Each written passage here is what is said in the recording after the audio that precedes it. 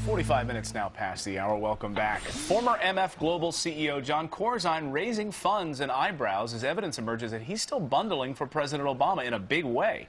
And while Corzine remains a top donor, $1.6 billion of MF Global customers' money still remains missing, Peter. Joining us now to discuss is Wall Street watchdog and syndicated radio talk show host Chris Markowski. Good morning, Chris. Morning, Chris.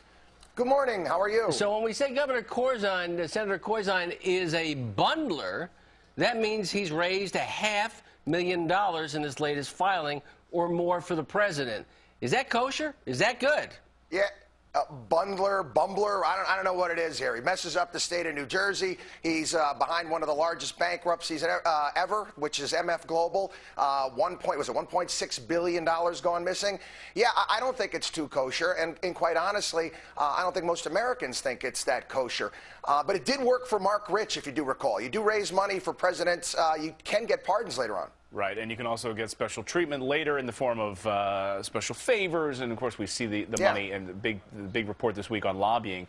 But got to ask you though, I mean, $1.6 billion still missing. He's able to raise $500,000 for President Obama. On the one hand, he can't find the money from MF Global, but on the other hand, he can manage to find all this money for President Obama. Doesn't really pass the smell test.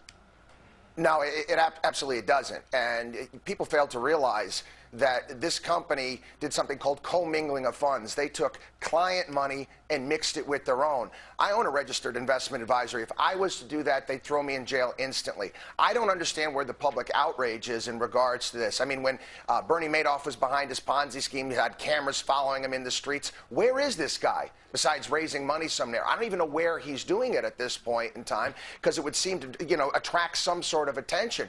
I'm glad to see that the Weekly Standard picked up on this case, and I'm glad to see that you guys are covering it as well, but this most certainly warrants some attention. Now, President Obama said that Mr. Corzine is an honorable man and one of his best partners in the White House. He said that before this scandal broke. And we know that Mr. Corzine testified before Congress in December. He was asked if he would commit his own money to paying back his clients. Look at this with us, Chris, and tell us what you think.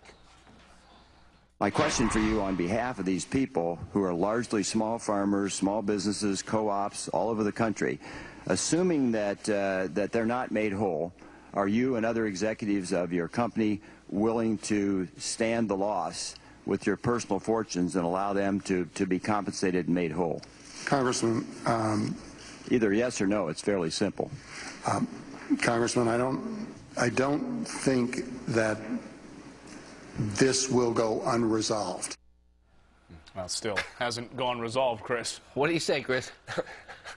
No, he's not going to put his money up, and I guess maybe that's why he's doing the bundling at this point in time. A nice presidential pardon would be really nice at the end of this for John Corzine. Funny thing is, there's also another clip out there of Joe Biden doing a campaign appearance for John Corzine when he was running for governor against Chris Christie when he lost, where he said that was the first person that they called when they wanted to fix the country and the economic mess, because John Corzine is the guy they had to go to. Thank God that didn't work out. Yeah, Chris, and it appears the White House trying to distance themselves lately from Governor Corzine, where he once probably might have been tapped to be the head of Treasury. Chris, great to see you this morning. Thanks for waking up early with us. Pleasure. We appreciate it. See you on the radio. No problem at all. Thank you. Coming up, he went missing 33 years ago. Now a new search is on for Eitan Pates. So will this bring hope for other cold cases? We're going to sit down with a former FBI investigator next. And if you thought this year's tax day was painful, just wait. Tax-mageddon. That's right, Tax-mageddon is on its way, and it's going to take thousands more, potentially, out of your pocket.